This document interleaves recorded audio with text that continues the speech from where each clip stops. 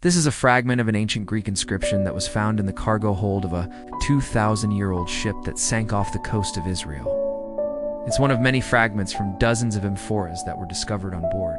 This particular fragment reads, "Made in the city of Berettas."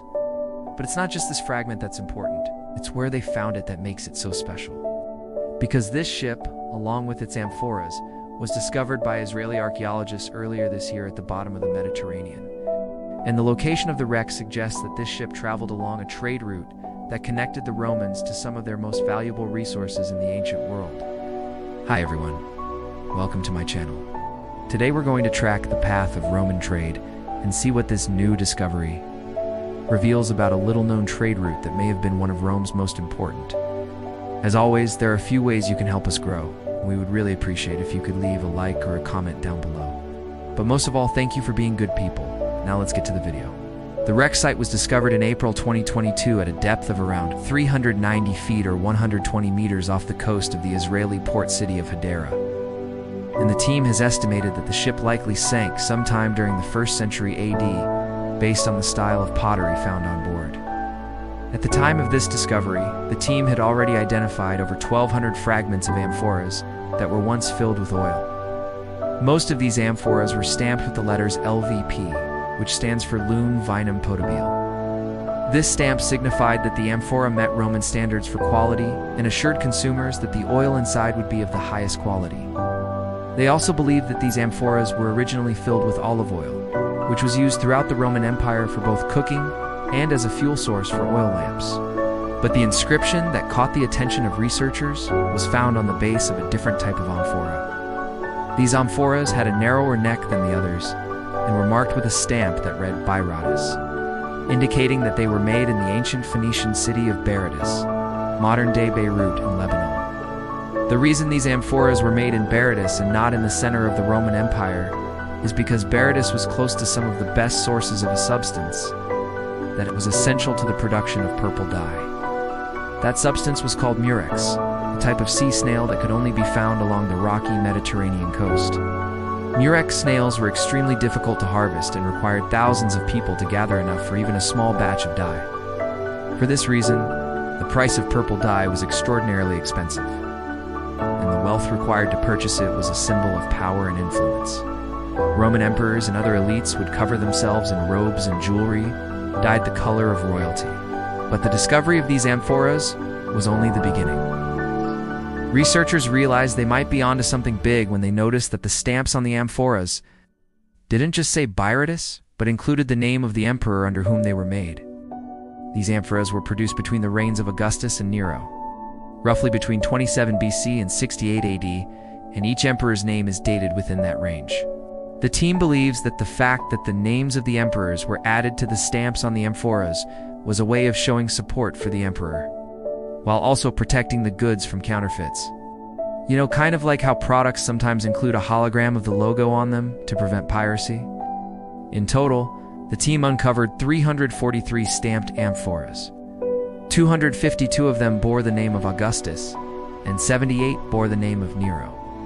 Of the remaining 12, 8 were too damaged to make out the name, and 2 had the name of an emperor erased. One of these had the name of Caligula scratched out, and the other had the name of Claudius erased.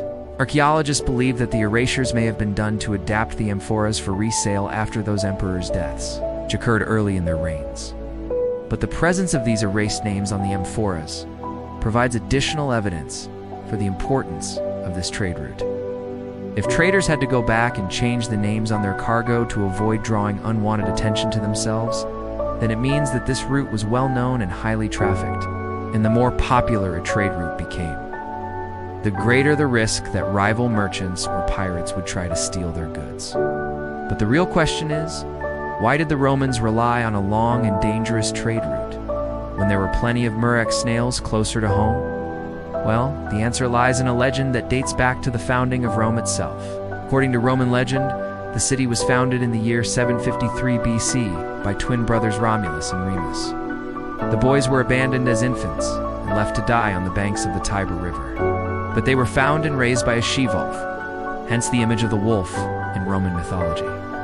Eventually, Romulus killed Remus in a fight over who should rule the city, and from there, Rome went on to become the greatest city in the ancient world. But that wasn't without its problems. See, the site where the boys were supposedly abandoned is also where the Tiber River overflows during seasonal flooding. And the area where Rome was built is prone to earthquakes. So much so that the Romans believed that every earthquake was a sign of the gods' displeasure. In order to appease the gods and protect their city from the wrath of the elements, the Romans built enormous defensive walls around the city. These walls prevented the city from flooding and provided shelter from the strong winds that swept through during storms. But there was one problem. All of those walls trapped the Romans inside. You see, the Romans weren't the first people to build a city on the banks of the Tiber River. Before them, there was a civilization of Italian tribes known as the Etruscans. The Etruscans were known for their advanced urban planning and impressive engineering skills. And when Rome began to expand outside of the original city walls, they adopted many of the Etruscan building techniques. But the Romans wanted more than just better building techniques. They also wanted the Etruscan skills in metalwork, pottery, and glasswork. And in order to acquire these skills, the Romans did what any self-respecting people would do. They stole it from them. In all seriousness, though, the Romans learned so much from the Etruscans that it's hard to tell where one civilization's influence ends and the other begins. And this exchange of ideas and culture happened all across Italy. But the Romans' demand for luxury goods soon outgrew their ability to produce them within their own borders. Instead, they turned to the eastern Mediterranean to acquire things like glass, ivory, and precious metals. This need for foreign goods was the catalyst for the rise of the Roman Empire. But before the Romans had any hope of ruling the Mediterranean, they needed to secure their supply chain. And the first step in that process was securing the seas.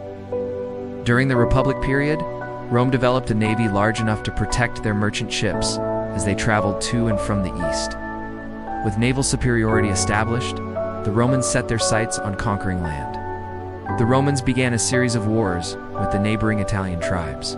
But as the Romans pushed further and further into the Mediterranean, they encountered new people, cultures, and resources. The Romans conquered territory as far away as Britain, Spain, and North Africa. This vast empire stretched over 2,500 miles from the North Sea to the Red Sea and contained over 50 million people. And with such a large population to feed, the Romans couldn't rely on importing grain from Egypt every year. Instead, they built an extensive network of granaries all over the empire to store grain that was gathered during the harvest season and distributed throughout the rest of the year. These granaries were built near ports, roads, and rivers to make it easier to transport grain without spoiling it. And the system worked surprisingly well, especially considering the lack of refrigeration. Much of the credit for this success goes to the Roman invention of the concrete arch and dome. Concrete arches and domes allowed the Romans to build structures larger than anything their predecessors had imagined. These buildings could withstand earthquakes and remain sealed against the elements for decades. And the Romans built them all over the Mediterranean, including in the Levant region, which encompasses modern-day Syria, Lebanon, Jordan, and Israel. Today, only one of these granaries remains in the Levant. But it still stands 2,000 years later in the city of Ashkelon in southern Israel. The granary was built on the coast of the Mediterranean during the reign of Septimius Severus in the 2nd century. It measured 260 feet wide and 160 feet long and consisted of 3 large storage rooms separated by 2 rows of concrete pillars. The rooms were domed and accessed through a doorway on the side. The structure could hold up to 1 million bushels of grain, enough to feed 50,000 people for an entire year. But here's where things get interesting. You see, the Romans didn't just use these granaries to store grain. They also used them to store oil that was brought to them via the same trade route that connected them to the makers of fine glass in the Levant. Scholars believe that the amphoras found on the ship may have been part of a shipment bound for this very granary. The ship would have sailed from Beretis, Lebanon, where the oil was produced, to Ashkelon, Israel, where the grain would have been stored until it rotted. Then the Romans would have taken the grain to Rome and traded it for luxury goods. These luxury goods would then have been placed in new amphoras, this time with the stamps of the merchants who owned them. And those merchants would have returned to Beretis empty-handed, ready to begin the process all over again. It's worth noting that archaeological excavations have revealed the remains of a harbor near the granary that would have been used by ships traveling along this route. So the Romans could load their cargo onto land-based vehicles and bring it into the city. In fact, excavations have revealed the remains of a road that was specifically built to connect the harbor to the city. The road was paved and sloped downward to make it easier for carts to travel along. So there you have it. Thanks to this shipwreck, we can see the full scope of the Roman supply chain. From the production of oil in Berettus to the storage of grain in Ashkelon. What's really amazing is that the Romans were able to maintain this extensive network of trade routes across such a vast empire. It's no wonder that the Romans were able to amass such a huge fortune during their peak. They truly were the masters of logistics. Thanks for watching. We hope you enjoyed learning about the little-known trade route that helped build the Roman Empire. Did you know that the Romans were such savvy businessmen? Let us know in the comments section below. Don't forget to subscribe for more videos like this. Thanks again for watching, and we'll see you next time.